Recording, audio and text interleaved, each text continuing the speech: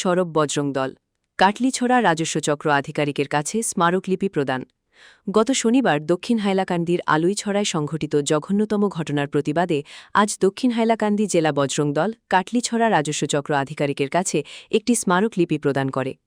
স্মারকলিপির মাধ্যমে সংগঠনের পক্ষ থেকে ঘটনার সুষ্ঠু, নিরপেক্ষ ও দ্রুত তদন্তের দাবি জানানো হয়।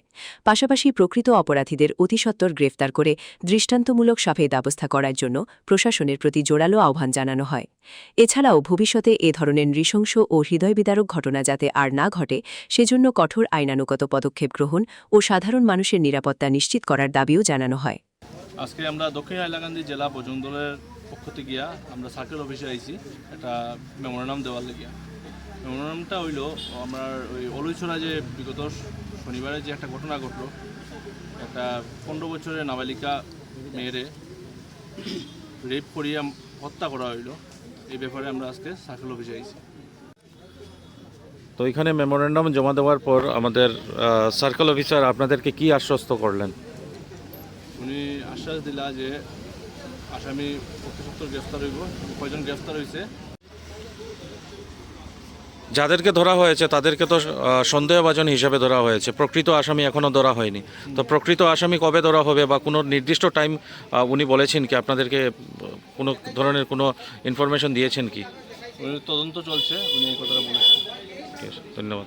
এই ব্যাপারে আমাদের মাননীয় মুখ্যমন্ত্রী প্লাস আমাদের জেলা administrative SP, DSP, OC sir, আমাদের কাটলিছড়ায় সার্কেল অফিসারের মহোদয়ের কাছে আমাদের একান্ত বিনম্র নিবেদন যে কোনো প্রকারে যে মেইন যে কালপিট আছে, এই কালপিটকে অতিসত্বর শনাক্ত করে 48 ঘন্টার মধ্যে যারা এটা প্রকাশ্যে আনা হয়, এটাই আমাদের হিন্দু সনাতনী ভাই বোনের দাবি। বিশেষ করে আজকে আমরা একটা মেমোরেন্ডাম দিয়েছি যাতে প্রশাসনে এখন পর্যন্ত কাজ করতেছে, যে আমরা 48 ঘন্টার মধ্যে এইটাই চাই, আমরা 48 ঘন্টার মধ্যে যাতে সঠিক তদন্তের মধ্যে অতি সত্বর এটা কোনোভাবে লেট না করে এটা প্রকাশ্যে আনা হোক। এই ব্যাপারে আমাদের সার্কেল অফিসারের মাধ্যমে একটা মেমোরেন্ডাম দিয়েছি।